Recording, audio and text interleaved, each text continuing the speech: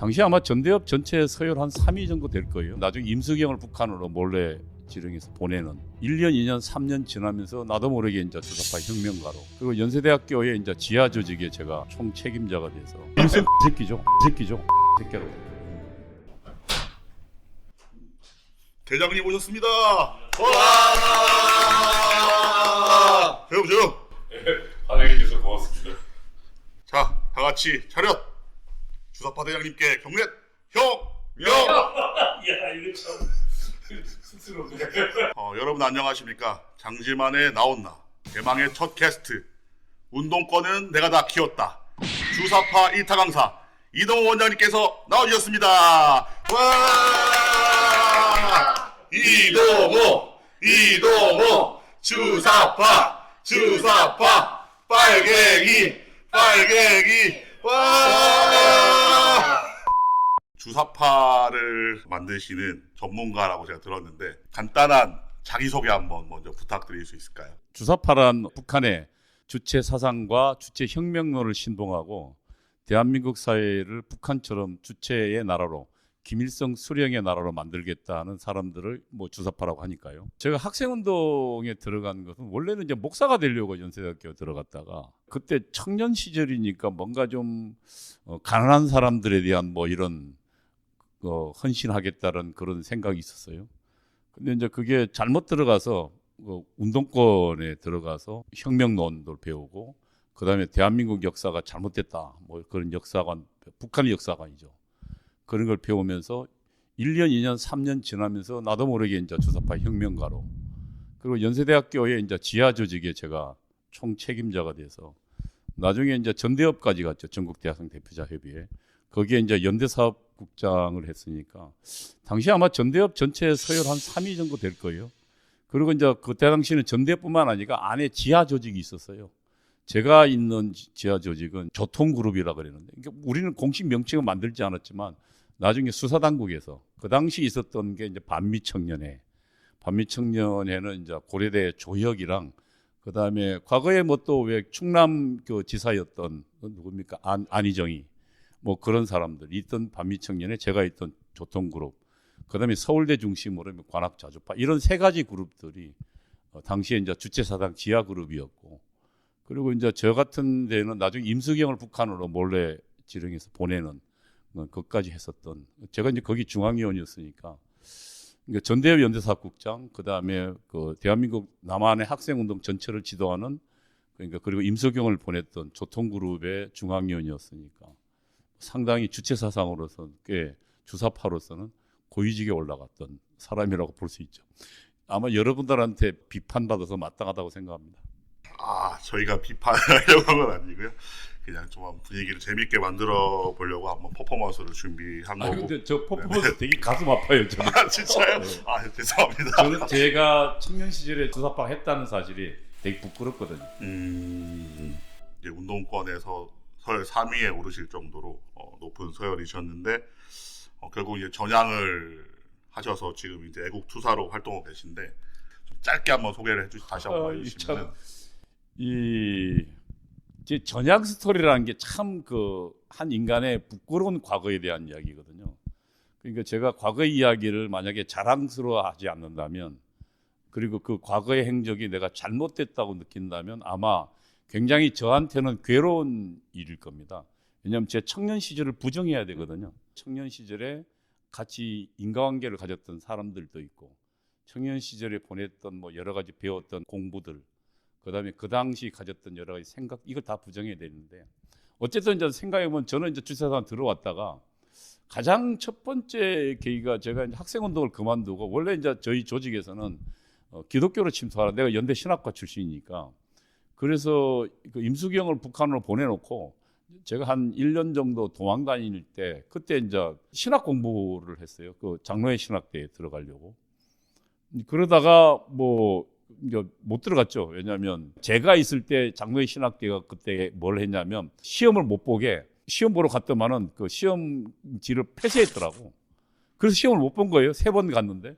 그걸 못 보고 이제 뭘 했냐면은 나중에 이제 그 학부 때 성적 가지고 뽑았는데 제가 연세대학교 학부 때 1학년 1학기를 제외하고는 거의 0점대 방어율이거든요. F 말고는 거의 없을 정도로. 그래서 뭐 당연히 떨어졌죠. 떨어지고 한참 있다가 이제 제가 그래서 맨 처음에 했던 게 이제 개봉동에 구로 있는 개봉동에 그 영어 강사로 갔어요. 근데 영어는 꽤 잘했어요. 왜냐하면 연세대학교 들어올 때 영어는 다 맞고 들어왔기 때문에 종합영어를 줄줄 외울 정도로 영어는 잘했어요. 그래서 이제 강사로 갔는데 그때 제가 느꼈던 게 제가 대학에서 배웠던 것은 대한민국은 이제 자본가들이 하는 계급 지배하고 미국이 지배해서 그래서 우리 대한민국에 있는 민중들은 수탈당하기 때문에 점점 더 못 살아진다고 배웠거든요. 근데 제가 그때 봤는데 개봉동이에요. 그때 그 아이들을 이제 고등학교 학생들을 대학에 보낸다고 우리 학원에 보낸 부모들이 가끔 오는데 그 차를 끌고 와요. 근데 그 사람들을 이제 뭐 조사를 해보면은 대부분 다 초등학교나 중학교 나온 사람들이에요. 그리고 그 사람들이 열심히 이제 공장 다니면서 일해서 다 개봉동 지역에 집도 크지 않지만 하나 있고 자가용도 가지고 있더라고요. 그리고 그 자기 아이들을 대학에 보내려고 노력하고 열심히 살고 있더라고요. 희망도 있고. 그래서 내가 배운 그 책에는 북한이 가르쳐준 그 책에는 남한의 근로자들은 왜냐하면 피골이 상접해야 돼. 우리 장기만 팀장처럼 얼굴이 좋으면 안 돼. 옆에 계시는 우리 그 청년처럼 학생처럼 얼굴이 좀 요만하고 왜 못 먹어서 이렇게 되는데 그분들이 잘 살고 있더라고요. 그럼 어떻게 된 거야? 왜냐하면 초등학교, 중학교 나왔는데 근로자만 해가지고 그렇게 집도 있고 그리고 꿈을 키우고 있더라고요. 내가 정말 잘못 배운 거 아닌가라는 생각을 하게 됐죠. 그리고 가장 결정타는 소련이 무너진 거였어요. 소련이 무너지면서 공산주의 나라들의 실상이 드러났잖아요. 거기에는 그 지상 낙원이 아니어서 저는 사실은 그 공산주의 책에서 배운 공산주의는 지상의 낙원이었거든요. 왜냐하면 사람이 그냥 자기 능력껏 일하고 필요한 만큼 가지는 사회 얼마나 멋있어요. 내가 능력껏 일하고 그 다음에 필요하면 내가 얼마든지 가져가는 그리고 아무런 차별이 없는. 근데 사실은 그 나라가 보니까 처절하게 이 당 수령이 지배하고 최고의 엘리트 공산당이 지배하고 오히려 자본주의 나라보다 훨씬 못 살고 생활 문명뿐만 아니라 인권이나 자유도조차도 없는 거주지도 못하는 그런 나라. 그 다음에 그 혁명 과정에 수천 수억 명을 죽였더라고요. 야, 그래서 이제 그때부터 엄청나게 한 10여 년 넘게 고민하다가 결국 북한에 이제 황장엽 씨가 그 남쪽으로 넘어왔잖아요. 그리고 북한의 실상들이 드러나면서 북한의 혁명론을 막 고집할 수 없다는 생각이 들었어요. 그래서 맨 마지막에는 한 3년을요.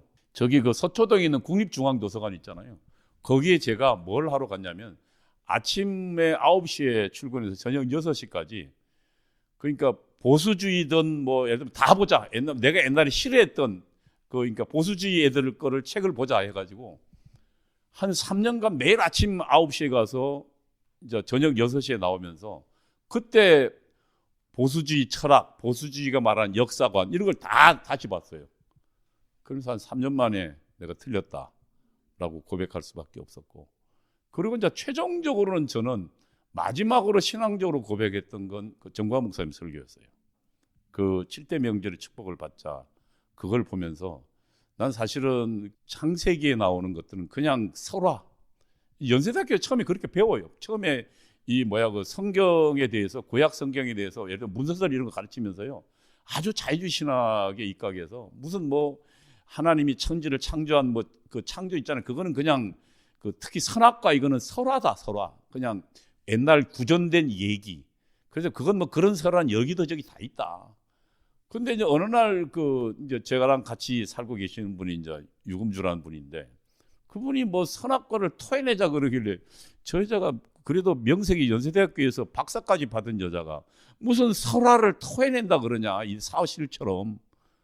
그러고 이제 그러다가 이제 뭐 그 여자가 좀 보라 해서 들으라 해서 이제 비탄감이 준다니까 할 수 없이 이제 탕감 받을 목적으로 정광 목사님 설교를 들었어요.